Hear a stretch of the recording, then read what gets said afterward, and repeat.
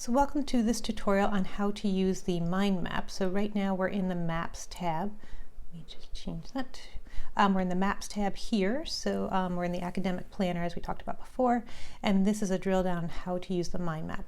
So as I said, this is not your typical planner. This is not meant to track your appointments. It's more meant to track how to design a life. It's a tool and not just a planner. So on the mind map, this is how to create kind of a different approach to goal setting, a different approach to kind of doing what you want to do. And it's based a little bit on law of attraction, or a lot on law of attraction, but it's not your typical way. So it's not a lot of woo-woo. It's a little more based on science. And what you're going to do is in the center of the mind map, you'll see there's this dream catcher, which I thought was kind of a cool thing to put there.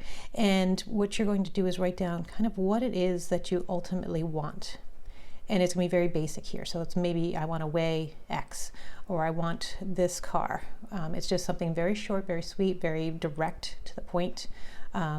Maybe you want a new job, and you have a particular job you have in mind, a dream job, it would be here. So what you're going to put in is a very simple, very straightforward. And you might want to be thinking, in the areas of things you want for yourself, things you want for your family, things you want for your home, or things you might want for your business. So let's use like I want to hit 1,000 Etsy sales. So I could put 1,000 sales Etsy right here in this dream catcher. So this is the center. This is what you're going after.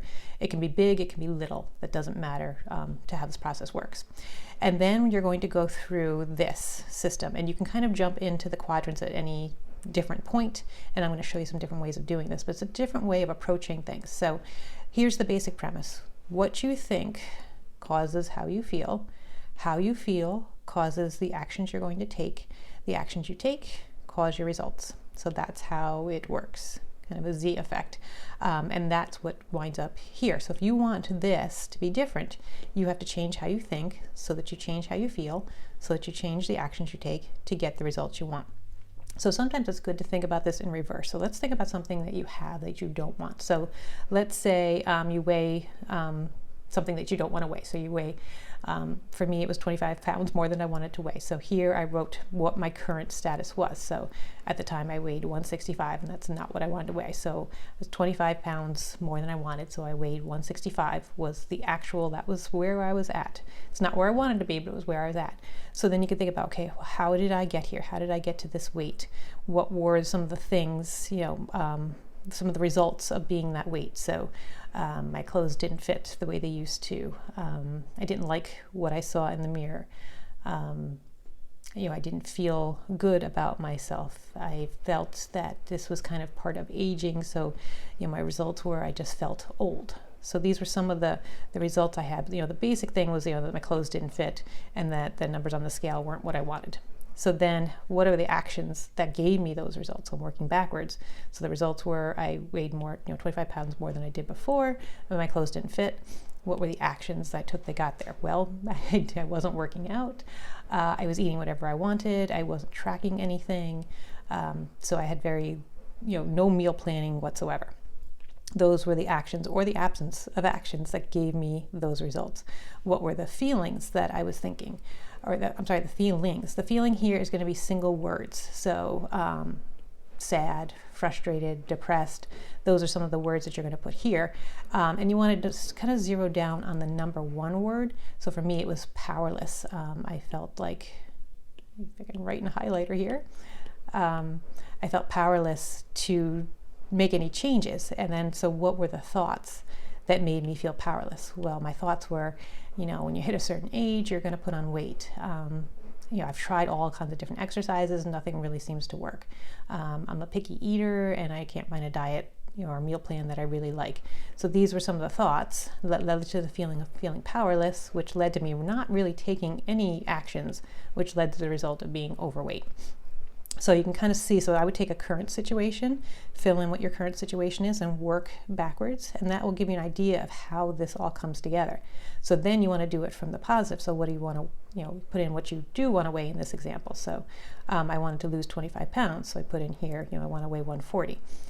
So then you can go backwards, but in this case we're going to go forward. So what do I need to be thinking in order to take the actions that will give me the results?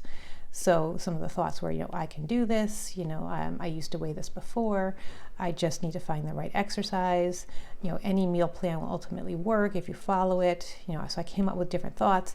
And then what were the feelings? Well, okay, now I started to feel empowered. I started to feel excited. I started to feel confident. So then what were the actions? Well, I actually found an awesome workout program that I followed. I actually started counting calories, and I started to make better food choices. What were the results? I lost the 25 pounds. I went back into my old clothes. I felt really great. So you can see how this works. And you can put anything you want here. It doesn't have to be weight loss. It could be, if I want a new car, what are the results? I have the new car. I got to the dealer. I made extra money so that I could make the payments for the new car, or I sold the old car. What are the results? So what are the actions? I needed to get an extra job, or I need to put more money in savings. I needed to meet with a financial planner. Whatever those actions were. What were the feelings that you needed to have? Feel confident, feel excited, feel like, what's the word? Frugal maybe is, something you needed to feel. I don't know. And then going backwards into the thoughts. What are some of the thoughts that you need to do? I'm good with my money. I can make smart decisions. I know how to research the best cars, something like that. So again, it's how these things work together. So you're going to put whatever you want in here, and I've given you 2 different maps just to mix it up. And the idea is that you would copy these for as many as you needed. So you can just keep doing it over and over, not knowing how many maps you're going to use. I didn't want to put too many in here. And then you can also just, in addition to duplicating, you could always erase it once you've accomplished it and do something else with it and redo mind map. I don't want you to have too many. There's a reason there's only 2 right now in the book, because I don't want you to get too carried away, especially at the beginning. This is something that takes a little bit of time to get used to. It's a whole different way of thinking. And if you think about it, it really is the law of attraction. What you think causes your results. And this is just showing you the path that you will do this. So here again, it's a very vanilla statement. It's what you want. And then you work your way through. What are the thoughts that cause the feelings, that cause me to take the actions, that will get me the results I want? And it's always good to start with something that you don't want, that you already have. So it could be, a job you hate. Well, how did I get the job I hate? What were the results? What were the actions I took that got me this job I hate? What were the feelings I have about this job that causes me to take these actions? And then what are the thoughts that cause these feelings? And then how do you change them? So this takes practice. This is not easy stuff. And then this will lead into your planner. So if it's something with biz, if it's something with yourself, these are the things you're going to start to fill in. So you may want to have a mind map in each of these sections. Maybe you want your home to be a certain way. Well, then you're going to go back and say, okay, I want my home to be, Huga is one of the things I'm working on right now. So I might want to say, I want a Huga home. So what are some of the things, I want to be, how do I want it to look? So here are some of the results. What are the actions I need to take? I need to study more. I need to do some research on some of the lighting effects that are in a Huga home. A Huga home, if you don't know what it is like a very cozy, warm place that people you'll really want to spend time in, and it's really based on relationships and having a good time in your home, as far as having people feel welcomed and feel relaxed in your home. So you'd be doing some research on it. Then what are the feelings? That cozy feeling, the sanctuary feeling. Just that whatever those words are for you. Cozy is always the word that comes up to me. And then it's the thoughts. What do I need to be thinking to create this feeling, to create this home that everybody wants to be in? So the results could be that you have family get-togethers in your home all the time, especially around the holidays. Your home is the one that everybody gathers in. What are the actions you need to take to set that up? What are the feelings? What are the thoughts? So that's how this works. So good luck to you. And again, feel free to write to me. You have my email in the home tab if you get a little bit stuck on this. All right, in the next section, we're going to go through this routine builder.